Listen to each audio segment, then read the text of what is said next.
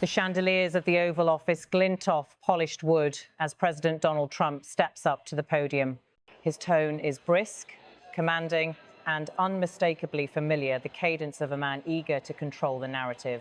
Cameras flash as he begins to unveil what the White House describes as one of the most significant pharmaceutical price reforms in decades. Trump opens with a confident declaration announcing new measures under the Trump administration's health initiative.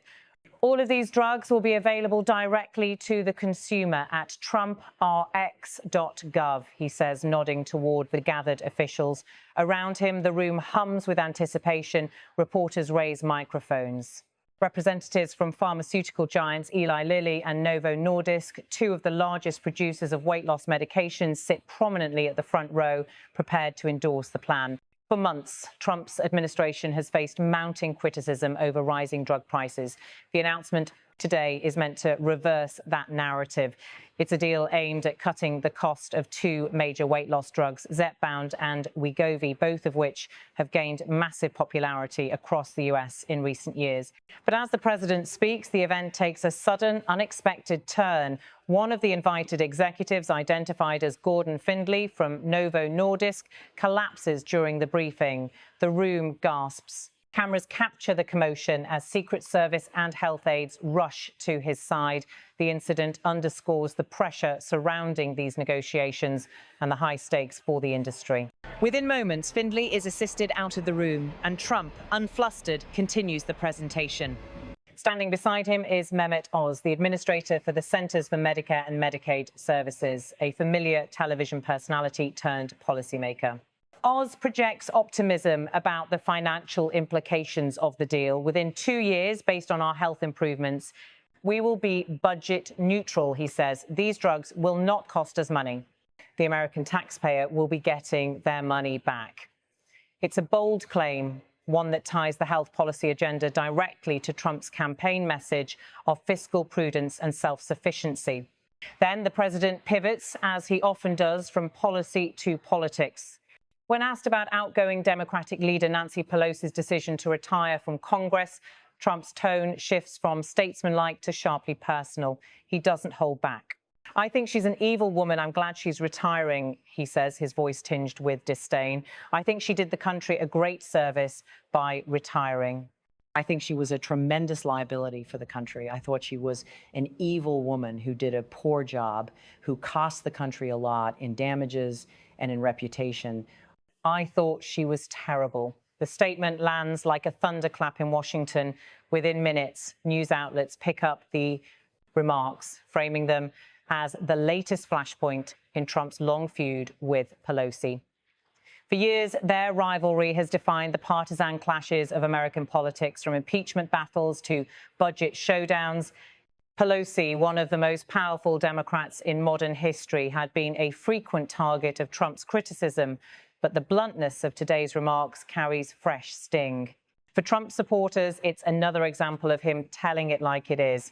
For his critics, it's proof that his combative rhetoric remains unchanged, even in his second term. The timing amid a major policy announcement ensures that his words will dominate headlines far beyond the pharmaceutical agreement itself.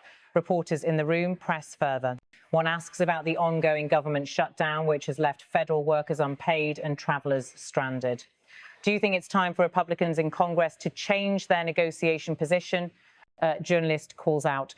Trump, pausing briefly, responds coolly. In what way, he asks. When the reporter suggests that Republicans should start making concessions to Democrats, Trump retorts, well, I think it's time for them to end the filibuster and just put everybody back to work. The answer is classic Trump assertive, impatient with institutional obstacles, and aimed squarely at reinforcing executive dominance.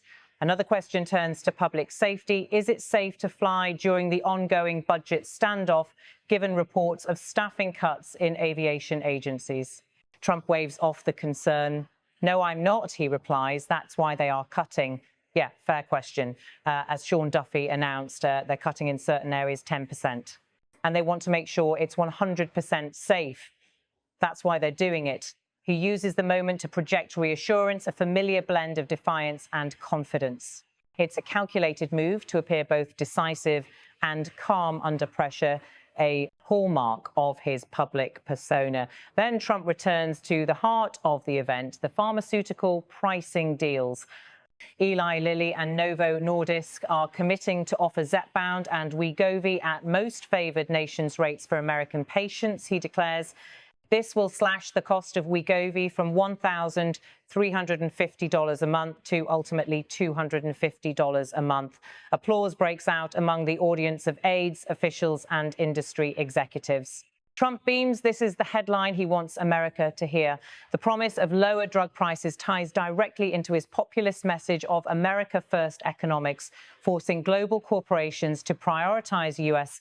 consumers. He adds another number for emphasis and reduce the monthly cost of ZepBound from $1,080 to $346, he continues.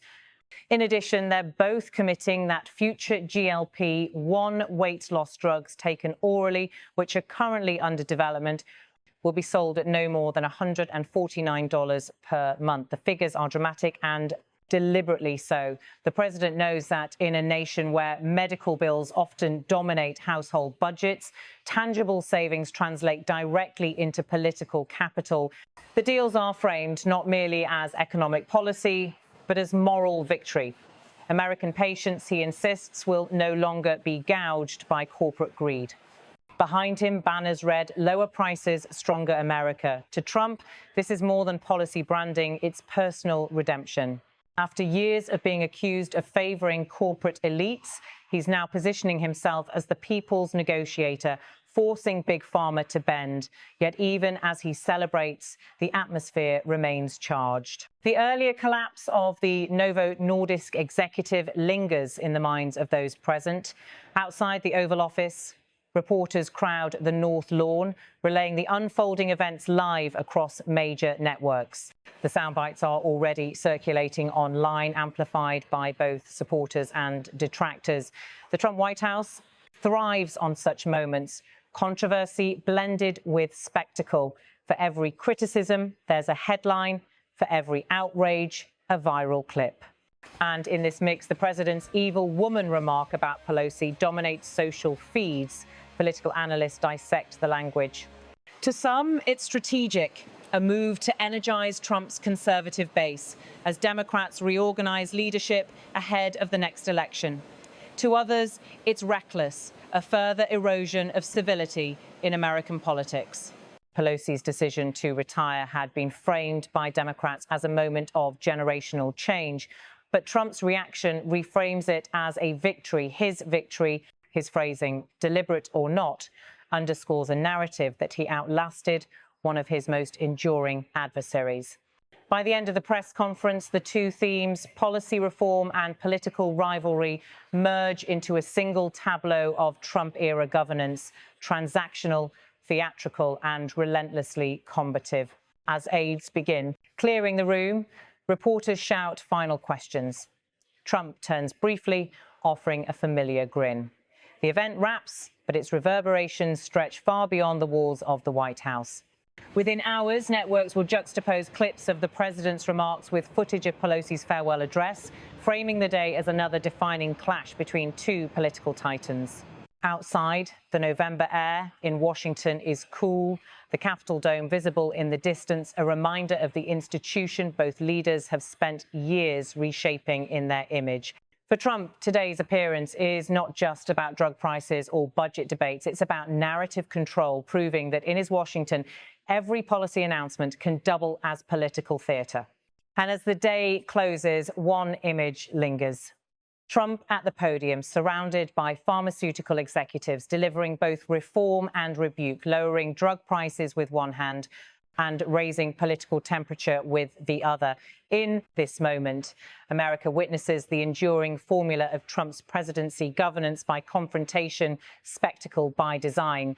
A single afternoon in the Oval Office encapsulates the paradox of his leadership: policy and provocation entwined for maximum impact. The echo of his words, "I think she was an evil woman who did a poor job," continues to ripple through Washington's corridors long after the cameras are off, ensuring that what began as a health policy briefing will be remembered, as so often with Trump, as something far more dramatic